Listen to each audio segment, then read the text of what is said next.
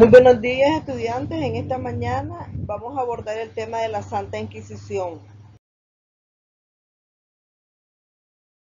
El objetivo de estudiar este tema es que el educando conozca el proceso inquisitorio que se dio durante la Iglesia en época medieval. La palabra Inquisición tiene su origen en el latín inquiro, que significa buscar e inquisitivo, búsqueda. El objetivo del tribunal era la búsqueda y castigo de los herejes. Y el término Inquisición o Santa Inquisición hace referencia a varias instituciones dedicadas a la supresión de la herejía, mayoritariamente en el seno de la Iglesia Católica. La herejía en la era medieval europea muchas veces se castigaba con la pena de muerte y de esta se derivan todas las demás.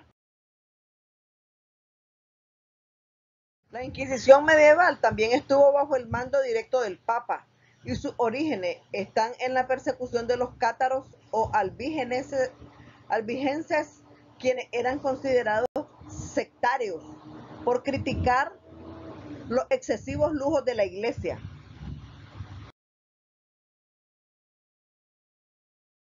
La Inquisición española. En la Inquisición española el tribunal perseguía a los judaizantes, a los judíos, convertidos al cristianismo, que secretamente mantenían sus tradiciones. Esta, a diferencia de las demás inquisiciones, estuvo al mando del Estado. Comenzó con los reyes católicos en 1478 y se disolvió por completo en 1874. Existieron otras cuantas como la portuguesa y la romana, ambos bajo la autoridad del Papa. Entonces, ¿bastaba con solo un rumor para acusar a alguien? Sí.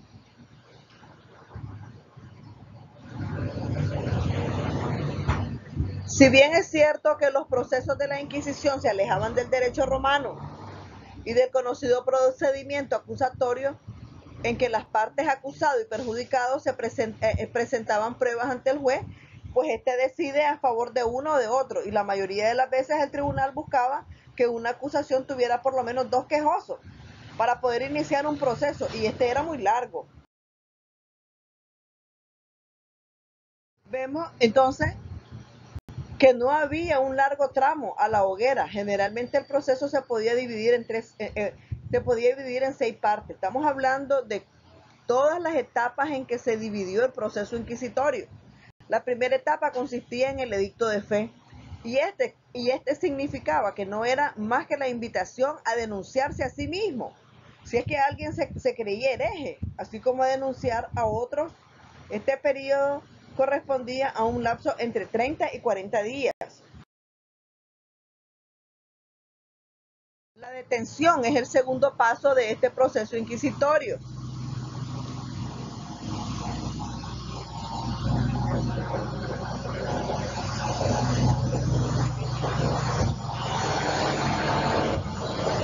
Después de levantar el informe, conocido como sumaria, que recogía los testimonios de cargo contra el acusado, se procedía al arresto, y este iba acompañado de la confiscación de los bienes. Si era una persona de alto rango, se le permitía tener 1 o 2 criados que permanecieran encerrados con ellos. Al tercer paso tenemos la instrucción. Una vez detenido, el presunto culpable permanecía aislado en su celda durante semanas o meses. Muchos no sabían de que estaban siendo acusados y solo tenían contacto con su carcelero.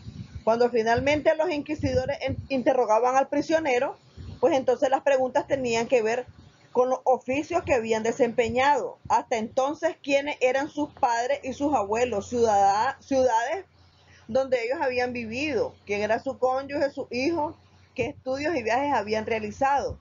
Después se comprobaba que conociera las principales oraciones católicas y se le pedía que dijera las razones por las cuales estaba detenido y que confesara sus pecados.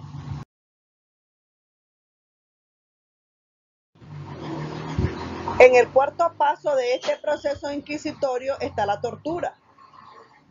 Entonces, todo el proceso anterior se repetía hasta 3 veces, con intervalos de algunos días. Si tras el tercer interrogatorio el prisionero no confesaba, pues se le llevaba a la celda de tortura, a donde solo podía acceder el escribano, los inquisidores y el verdugo.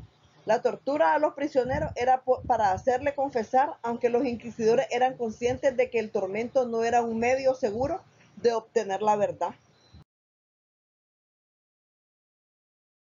En el cuarto paso de este proceso inquisitorio está el veredicto.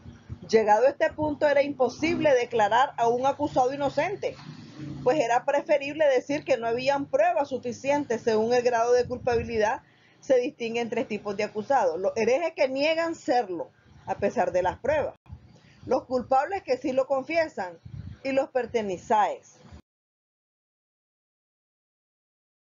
Los primeros y los segundos herejes, ¿verdad?, se les permitía la reconciliación a través de diferentes abjuraciones, la cual dependía del tipo de delito. Y al tercer grupo se dividía a su vez en 3 categorías, pero la verdad es que ninguna con una finalidad deseable. Como último paso está el auto de fe. Este evento se debía realizar un domingo, en un día festivo, para que todos los habitantes pudieran asistir día antes. Se leía una proclama pública para invitar a la población, una vez que el pertinente era vestido adecuadamente respecto al delito cometido. Con el San Benito, la prenda que vestían los acusados por el tribunal, abandonaban la prisión hacia donde se realizaría el auto de fe, y un predicador pronunciaba un sermón para atacar la herejía. Hacía la lectura de la sentencia, y una vez terminada la lectura, un destacamento, ¿verdad?, de oficiales llevaba a los condenados a los lugares de suplicio. Inmediatamente después se arrojaban los cuerpos a la hoguera para reducir a ceniza los cadáveres. Esto podía tomar toda la noche. Entonces, nos preguntamos cuántas muertes causó la Santa Inquisición. Pues aunque las cifras no son exactas, lo cierto es que no solo la Inquisición fue culpable. Es decir, como los miembros del tribunal eclesiástico no podían ser verdugos ni torturar, siempre existió una colaboración entre la Iglesia y el Estado, por lo que los gobiernos de Alemania, Francia y España fueron los brazos seculares que realizaban tanto las torturas como los autos de fe. Y hasta ahí, jóvenes, el tema de la Inquisición. Gracias por su atención. Muy buenos días.